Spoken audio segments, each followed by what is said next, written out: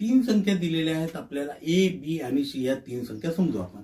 त्या तीन संख्यांची बेरीज 315 आहे आणि पहिल्या दोन संख्यांचं गुणोत्तर 2:3 आणि बी सी या दुसऱ्या दोन संख्यांचं गुणोत्तर 4:5 आहे.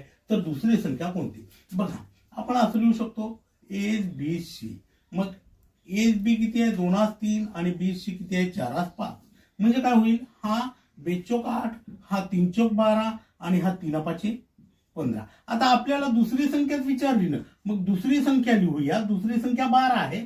छेदाला या तिघांची बेरीज 8 + 12 + 15 आणि गुणीला किती होईल?